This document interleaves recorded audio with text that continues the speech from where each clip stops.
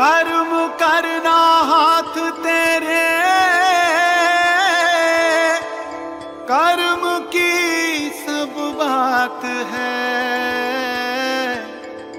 वैदिक रावण संहिता, मानव तेरे साथ है। सर, एक हमारे क्लाइंट है हेमंत जी, उनका क्वेश्चन है कि क्या पितरों को भी बंधन में डाला जा सकता है? बड़ा ही वाजिब प्रश्न है और मेरे देखने में आया है कि बहुत सारे लोग इस प्रश्न को पूछते हैं। बिल्कुल ये बात सत्य है कि पितरों को भी बांधा जा सकता है। तो गुरुजी, फिर से बंधन से छूटने का क्या उपाय है? अच्छा, एक बात बताओ, इसको पक्का करते हैं, इस बंधन वाले चीज को। राम जी को बांधा जा सकता है क्या? जी नहीं। क्या बात कर रही हैं? नागपाश से बांध दिया था ना राम जी को। जी गुरुदेव, वो तो उसकी युद्ध के दौरान ऐसी हुई थी, ऐसी प्रक्रिया हुई थी उसके साथ, और उसका बंधन आजाद भी हुआ था भगवान जी के द्वारा गुरु जी को बुलाकर। बांधा तो जा सकता है ना। जी जी जी। आही रावण भी तो बेहोश करके छल के साथ में उनको ले गया था, बांधा जा सकता है ना। जी गुरुजी, बांधा तो जा सकता है। और भी बहुत सारे हमारे जो धर्म ग्रंथ हैं, शास्त्र हैं, देवी देवता हैं, उनमें ये बात आती है कि बड़ी बड़ी शक्तियों को बंधन में बांधा जा सकता है। वो देश काल वातावरण परिस्थिति भगवद लीला आदि पर डिपेंड करता है, परंतु बांधा जा सकता है। अच्छा, बांध कौन सकता है? राक्षसी शक्तियां ही बांध सकती हैं। कमाल की बात है, देव शक्तियां क्यों नहीं बांध सकती हैं? बांध वो सकता है जो शक्तिशाली होगा। तो गुरुजी, फिर देव शक्तियां क्यों बंधन में लेंगी देवता को भी? मैंने नहीं कहा, मैंने कहा कि बांध कौन सकता है। बांध तो देवता भी सकते हैं, बांध राक्षस भी सकते हैं, पर बांधेगा कौन? बांधेगा वो जो उस समय शक्तिशाली होगा, पावरफुल होगा। जी जी। कोई भी हो, वो कोई भी शक्ति हो। होता तो ऐसा ही है, क्या जो अच्छे व्यक्ति होते हैं उनको कोई बंधन में नहीं डाल सकता, उनको कोई बांध नहीं सकता है। जो देवता जैसे काम करते हैं, दया धर्म का कार्य करते हैं, दूसरों की भलाई का काम करते हैं, क्या उनको कोई बंधन में नहीं बांध सकता है? बिल्कुल बांध सकता है। बांध सकता है। तो मेरा वही उत्तर है, पर बांधेगा कौन? बांधेगा वो जो शक्तिशाली होगा, पावरफुल होगा। पावरफुल होने के पीछे कई कारण होते हैं। तो कोई रात में पावरफुल है, कोई दिन में पावरफुल है, किसी के पास साथ पूरी सेना है, किसी के साथ पूरा गुंडों का गैंग है, तो वो उस समय पावरफुल होगा। वो सज्जन हो, दूसरा व्यक्ति कैसा भी हो, दयावान हो, दयालु हो, धार्मिक हो, वो भी मुसीबत में आ सकता है। इसी प्रकार से पितरों का भी बंधन होता है और पितर बंधते हैं। बड़ी बड़ी शक्तियों का बंधन होता है, घर परिवार का बंधन होता है, काम धंधे का बंधन होता है, स्त्रियों की कोख का बंधन होता है तंत्र भाषा में। तो बहुत कुछ होता है, तो बंधन होता है और बांध वो सकता है जो ज्यादा शक्तिशाली होगा। अब आप पूछिए। जी गुरुजी, अगर किसी के घर पे पहले से ही पितर की स्थापना हो रखी हो, तो फिर उनके घर से किस प्रकार से ये बंधन किया जा सकता है? बंधन करने के एक तरीके नहीं है, बहुत सारे तरीके हैं। मान लो किसी के घर पे पहले से पितरों की स्थापना हो रखी है और उसमें दूसरी कंडीशन ये आ जाती है, कोई नई मृत्यु हुई हो, उसके वो भी पितर योनि में जाना हो, कोई बच्चा एक्सीडेंट में या कैसे चला गया हो, अब वो बिना शादी के गया, बिना बाल बच्चे के गया, उसकी आत्माएं, उसकी जो इच्छाएं थी वो अतृप्त रही, इसका मतलब वो प्रेत योनि में है। उसका संग लेकर के उससे पहले के पीढ़ियों के जो पितर हैं उनको बांधा जा सकता है। क्या एक बच्चा अपने घर वालों को घर में ही नहीं बंद कर सकता? बिल्कुल। कमरे में बैठे हो, बाहर से कुंडी लगा के भाग जाए या दुश्मनों को जाके बुला लाए, कर सकता है कि नहीं कर सकता? ऐसे ही ये एक कंडीशन है कि यदि कोई नई मृत्यु हुई हो, किसी ने पहले से पितरों की स्थापना पूजा सब कुछ कर रखी है और बीच में हो गई किसी की नई मृत्यु, उसकी पूरी विधान की नहीं, तो उनकी घर की एक शक्ति को संग में लेकर के और कुछ गलत प्रयास उन पितरों के ऊपर करके उनको बांधा जा सकता है। जैसे हमारे बेटा बेटी को कोई यदि किडनैप कर ले, किसी के बच्चे को कोई किडनैप कर ले, तो तो उसके माँ बाप को से अपनी बातें मनवाई जा सकती है कि नहीं? बिल्कुल मनवाई जा सकती है गुरुजी। ऐसे ही उन बड़े पितरों को बांधा जा सकता है। और यदि किसी के यहाँ ऐसा ना हो कि भाई कोई नई मृत्यु नहीं हुई है या कुछ इस तरीके की घटना नहीं हुई है, तो भी बांधा जा सकता है। कैसे बांधा जा सकता है कि यदि उन लोगों ने अपने जो पितर है, ठीक है, बैठा दिया, किसी पीढ़ी वालों ने बैठा दिया, बाप दादों ने बैठा दिया, अब हम उस चीज को फॉलो करते नहीं है, हमने पितर गायत्री मंत्र आदि का जाप करते नहीं, समय पे उनको फल नहीं देते, समय पे उनकी शक्तियां नहीं बढ़ाते, अपने इष्ट देव आदि के साथ उनकी जुगत नहीं करते, पिंडदान आदि का कर्म नहीं करते, तर्पण मार्जन नहीं करते, तो होम हवन पितर गायत्री मंत्र से नहीं करते हैं मान लीजिए, तो वो कमजोर हो जाते हैं। बने तो पितर हैं परंतु कमजोर हो गए, और दूसरा व्यक्ति आ करके उनको अपनी कोई भी, क्योंकि ये तो भूखे मर रहे हैं, इनके लिए तो कुछ किया नहीं जा रहा है, तो वो कुछ अशुद्ध चीजें उनके लिए बलि आदि का कोई विधान करके अशुद्ध चीजें खिला के उनको अपनी तरफ करके वो बांध सकते हैं। ये भी एक तरीका है। दूसरा तरीका ये है कि यदि जो बंधन करने वाला है, यदि उसके पास में 10 ज्यादा पावरफुल शक्तियां होंगी, तो भी वो बंधन कर डालेंगे उन शक्तियों का, उसके पितरों का। गुरुजी, फिर क्या ऐसा भी हो सकता है कि घर परिवार का कोई व्यक्ति ऐसा हो जो किसी दुश्मन के साथ मिलकर भी बंधवा दे?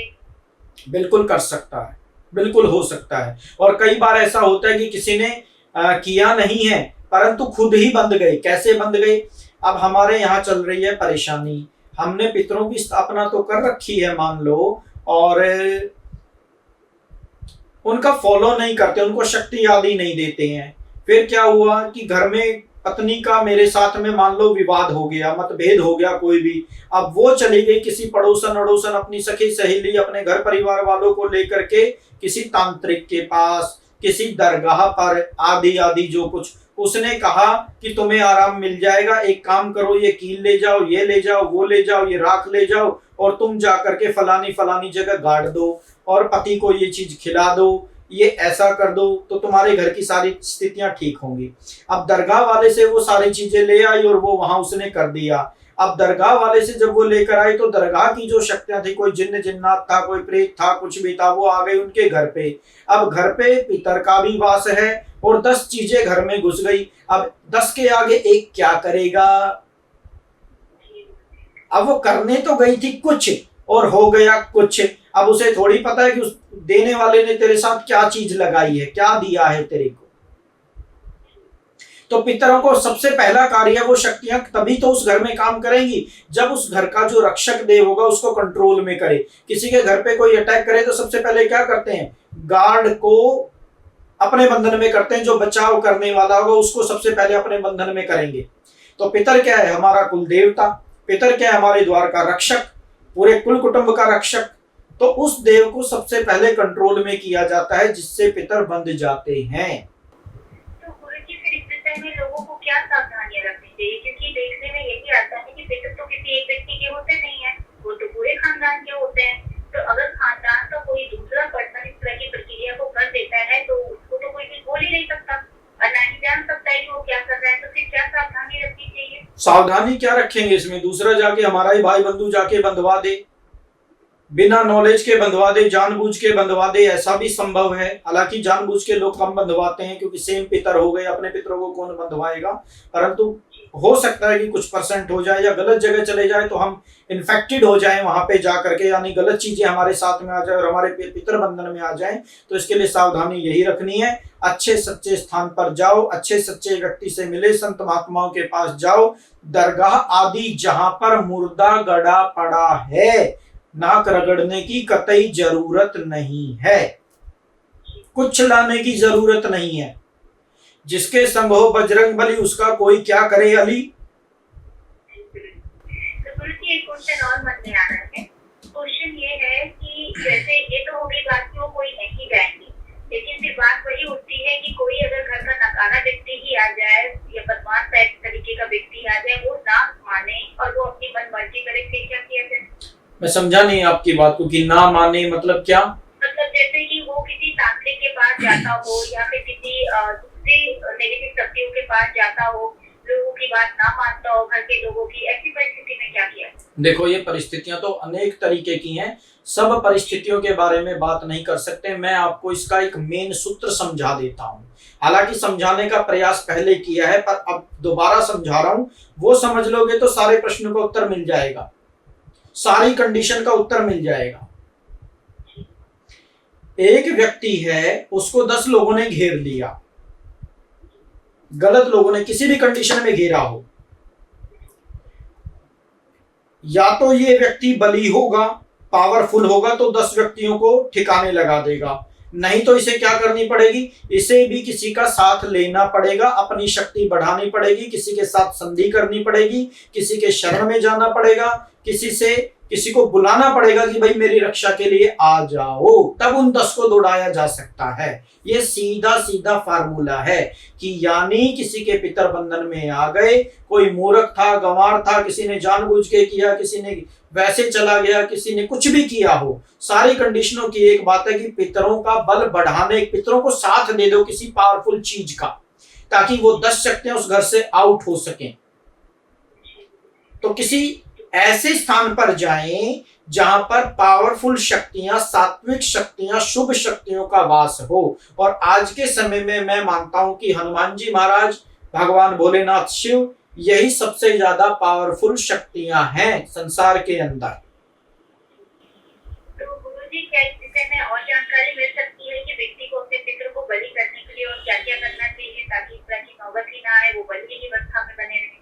बलि अवस्था में करना है तो पितरों के आगे भागवत की कथा करनी चाहिए, रोज सुनाओ, जरूरी नहीं ब्राह्मण को बुला के 1,50,000 रुपए खर्च करके करो, आप उनको उनकी पद में वृद्धि करो। पितर तो पितर है, परंतु हर जगह पे पद्धति होती है, पोस्ट होती है, तो पितरों की पोस्ट में वृद्धि कर दो। अकेला होगा, आगे 10 लोग हैं, पर अगर उसकी पद बड़ा होगा तो उसके पास शक्तियां बहुत ज्यादा होंगी। जैसे अर्जुन एक अकेला है, सामने अक्षोहिणी सेना खड़ी है, एक अकेला व्यक्ति अक्षोहिणी सेना का नाश कर सकता है। ये नहीं है कि एक अकेला व्यक्ति एक ही को मारेगा, पर वो अक्षोहिणी सेना का नाश तब करेगा जब उसके पास दिव्य अस्त्र शस्त्र होंगे, जब उसकी पहुंच ऊंची होगी, जब उसको वरदान प्राप्त होंगे। तो पितर हमारा बेशक एक है, अकेला है, और बांधने वाली शक्तियां 10 हैं, परंतु पितरों की यदि उच्च गति हो गई, ऊर्ध्व गति हो गई, तो समझिए कि पितर के पास ज्यादा पावर आ गई, अकेला ही लड़ जाएगा, किसी की सहायता की जरूरत नहीं पड़ेगी। और अगर पड़ती भी है तो सात्विक शक्तियों की शरण में जाएंगे तो वहां से प्राप्त हो जाएंगी। और पितरों की शक्तियां बढ़ाने के लिए समय समय पर पितर गायत्री मंत्र का जाप करना चाहिए, उसका फल पितरों को अर्पण करना चाहिए। पितरों को रामचरितमानस का पाठ सुनाएं, कहीं होता हो वहां पितरों को लेकर जाएं, तीर्थ में लेकर जाएं, पितरों को स्नान आदि करवाएं, तर्पण मार्जन करें, होम हवन करें। इससे पितरों की पद में वृद्धि होती है। जो दिव्य पितर होते हैं, ऋषि पितर होते हैं, उधर उनकी गति होती है। जैसे हम किसी कंपनी में काम कर रहे हैं, अच्छे से काम करते हैं, मालिक का विश्वास जीतते हैं, और भाई मन में मन मिलता है मालिक के साथ में, तो उसकी मर्जी है, वो कभी भी ऊंचे पद पे बैठा सकता है। आज हम कुछ हैं एम्प्लॉई हैं, कल को मैनेजर होते हैं, फिर सीईओ होते हैं, फिर हो सकता है कि सब कुछ हमारे पास आ जाए, परंतु वो तो तब आएगा जब हम वैसा बिहेव करेंगे, वैसा कार्य करेंगे, वैसा कर्म करेंगे, वैसी सोच रखेंगे और अपने कर्म के प्रति ईमानदार रहेंगे। तो मालिक के पास जो पावर है वो पावर हमारे पास स्वतः ही आ जाएगी। फिर मुझे एक क्वेश्चन और है, जैसे कि जो लोग जानबूझकर पितरों को बंधवा देते हैं, इस तरह के कर्म में प्रवृत्त होते हैं, तो उनके साथ क्या आगे जाकर उनको इस चीज का दंड नहीं प्राप्त होता? हर कर्म का फल प्राप्त होता है, क्योंकि कर्म ही सबसे बड़ा भगवान है, कर्म ही सबसे बड़ा देव है, और कर्म के बंधन में भगवान भी हैं। भगवान ने गीता में कहा है कि अपने कर्मों को श्रेष्ठ करो और कर्म करते करते मुझे अर्पण करो, अंत में मुझे प्राप्त होगे। किसके आधार पर प्राप्त होगे? ऐसे ही नहीं, कर्म को का फल अर्पण करने में और समभाव का जीवन जीने में, सुख में, दुख में, लाभ में, हानि में। तो सबसे बड़ा देव कौन हुआ? कर्म। और कर्म तो कर्म है, कर्म का तो फल सबको भोगना पड़ता है। भगवान राम हो, भगवान कृष्ण हो, भगवान कृष्ण के पैर में भी तीर लगा,